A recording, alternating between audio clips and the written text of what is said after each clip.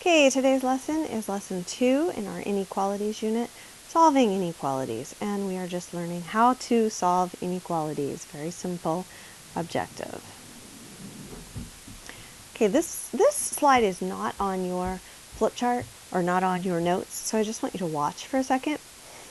When I'm solving equations, as long as I do the same thing to both sides of the equation, it's still the same equation. Let's see what happens with inequalities. If I were to add the same amount to both sides of this inequality, let's see if it would still be true. Let's pick a number, say 5, and I'm going to add 5 to both sides of this inequality. 9 plus 5 is 14. 3 plus 5 is 8. That inequality is true. 14 is greater than 8. I could pick any positive number. What if I pick a negative number? Let's see what happens. Say I do 9 minus 5, or 9 plus a negative 5. So 9 minus 5, I get 4 is greater than negative 2. Still true. And that's going to be true no matter what I do. No matter what number I add or subtract, the inequality is still going to be true. Now let's take a look at what happens if I multiply. Say I multiplied each side of this inequality by 5. 5 times 9 is 45, and 45 is greater than 15. That's still a true statement, and that's going to happen no matter what positive number I use. Let's see what happens if I use a negative number. Negative 5 times 9 is greater than 3 times negative 5. Negative 5 times 9 is negative 45. Negative 45 is greater than negative 15. Or is it? When we look at a number line, negative 45 is farther to the left than negative 14, so it is not greater than negative 14. In fact, the opposite is true. Negative 45 is less than negative 15. Okay, let's cross that one out. What if we multiplied by negative 1? Negative 1 times 9, I'm going to leave the inequality blank for right now, 3 times negative 1. We get negative 9 and negative 3. Negative 3 is greater than negative 9. So it seems that when we multiply by a negative number, our inequality sign reverses because of the way the number line looks, because of the way one side is a reflection of the other. Let's see what happens if we divide. So let me go back to my original. 9 is greater than 3. What if we were to divide each side by 3? 9 divided by 3 is 3. 3 divided by 3 is 1. It's still true that 3 is greater than 1. What if I divide by a negative number? Let's divide by negative 3. I get negative 3, negative 1. Negative 3 is not greater than negative 1. It's less than negative 1.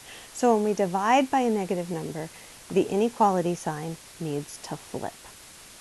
Okay, I wanted you to see why that works, because often we memorize these rules without having any understanding of what's going on, and I thought it may be helpful to see this before you learn that rule.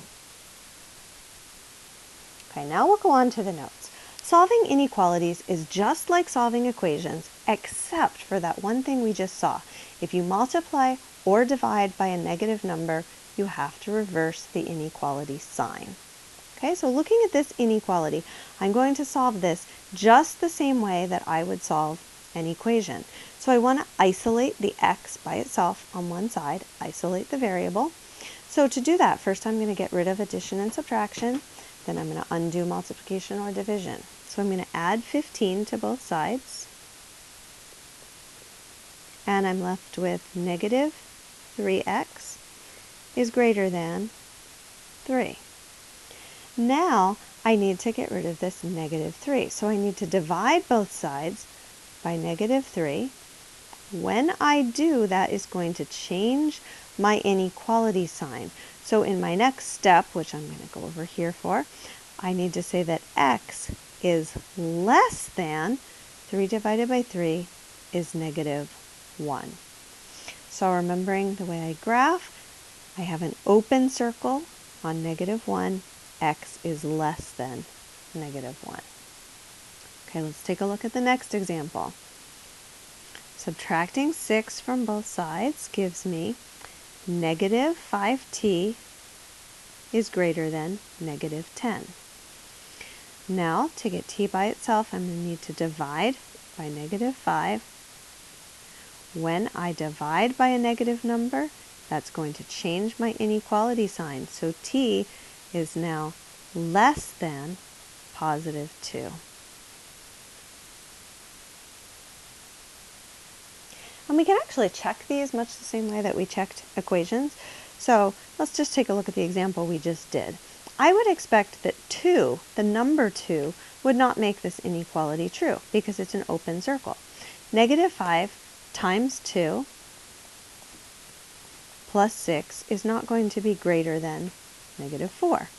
Negative 5 times 2 is negative 10, plus 6 is negative 4, and it's not true that negative 4 is greater than negative 4. It's true that they're equal. So this is not true. So the point 2 does not work.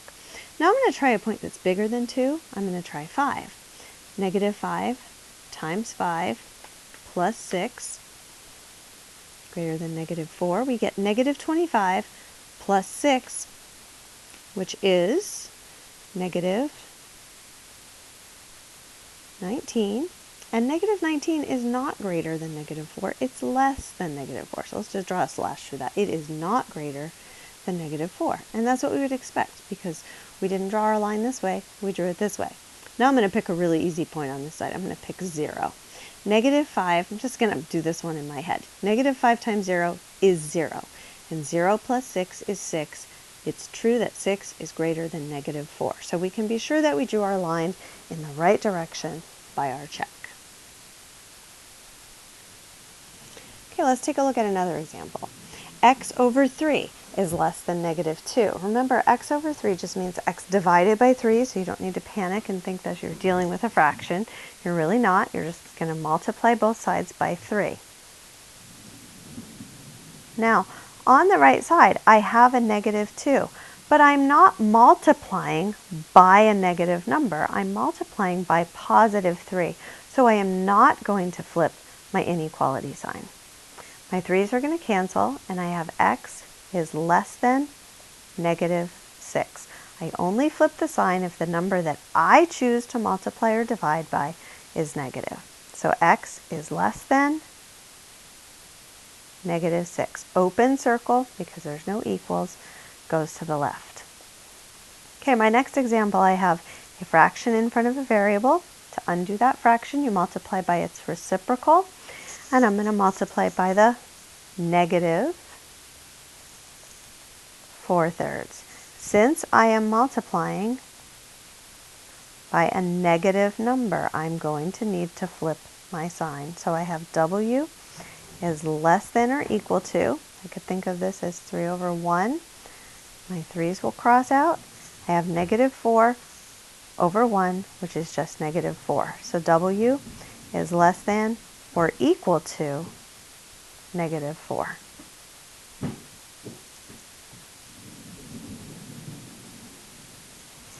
Okay, here are a couple more complicated examples. The first example is a multi-step inequality where we need to distribute first. So distributing gives me 3t plus 3 minus 4t is greater than or equal to negative 5. Now I'm going to combine like terms.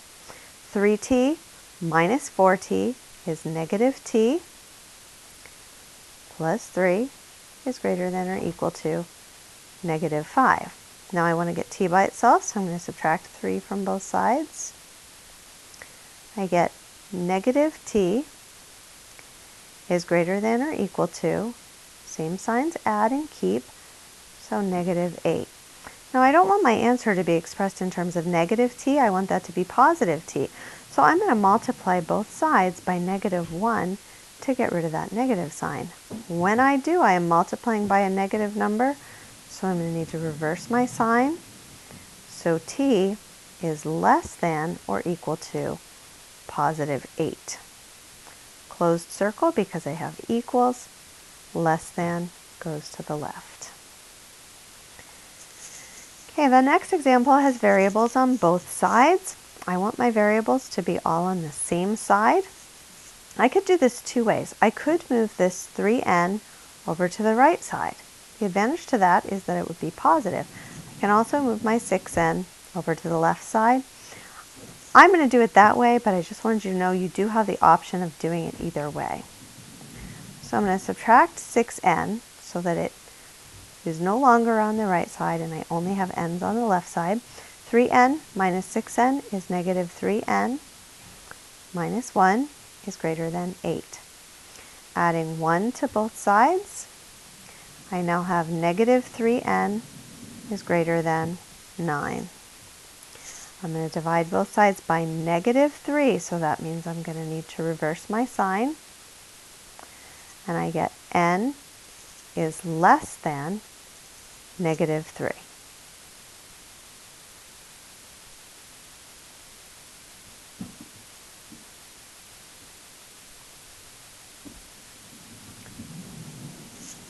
Okay, if you are watching this video for the first time, you can probably stop here. The next problems are the word problems, which we will talk about in a future lesson, but I'm going to go ahead and keep recording the whole thing just so it's a consistent recording. Okay, we have a problem which is going to ask us to write and solve a multi-step inequality. In a community garden, you want to fence in a vegetable garden that is adjacent to your friend's garden. You have at most 42 feet of fence. What are the possible lengths of your garden? So here's your friend's garden. You can see that your friend's garden is 12 feet wide. And so your garden is going to be adjacent, so it's also going to be 12 feet wide. And this is kind of silly, but even though your friend already has a fence up, you're going to put your own fence up here. So you're still going to use fence even on that side. And then of course your other side is going to be 12 feet. And then what you don't know is this length across here. So we're going to call that x. We don't know x. We know that x, both sides are the same length, so they're both going to be x, but we don't know what that is. We need to find the perimeter of this garden. So to find perimeter, we're just adding up all of the sides. So we have 12 plus 12 is 24. So I'm going to say 24 plus x plus x. That was 2 x's, so we have plus 2x. And our perimeter, we only have 42 feet of fence, so we can't have more than that. It says you have at most 42 feet of fence. So the perimeter of our garden has to be less than or equal to 42 feet. Okay, this is the inequality then that we need to solve. So I'm going to subtract 24 from both sides. And I get 2x is less than or equal to 18. Dividing both sides by 2, I need to go over here, I get x is less than or equal to 9. So the length of my garden cannot be bigger than 9. It has to be less than or equal to 9. So I can have any length as long as it's less than or equal to 9. Okay, this says exit ticket. Go ahead and try it, pause the video, and then come back and check your answer. Okay, this says you want to make a rectangular banner that is 18 feet long, so I'm going to draw this banner. The banner is 18 feet long, so this side is 18. You have no more than 48 feet of trim for the banner, so we know that however much trim we use has to be less than or equal to 48. And it asks what are the possible widths of the banner. So my variable is going to be, I'm going to say W for width. Let W equal the width. The width is what we do not know. So this is W. To find the perimeter of the banner, I need to take 18 plus 18, which is 36, plus I have a W on each side, so I have 2 W's. Plus 2W is less than or equal to 48. Subtracting 36 from both sides gives me 2W is less than or equal to 12. Dividing both sides by 2, up here, gives us W is less than or equal to 6. So the width can be anything 6 or less.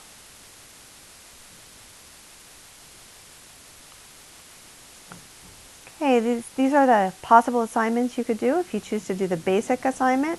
You have page 197, or 9 through 27, odd. It says to show a modified graph of each answer. What I mean by that is just a number line. Say you had to do x is less than 4. You would just put a point at 0, another point at 4, and then show your graph this way. You don't need to label all the points on the graph.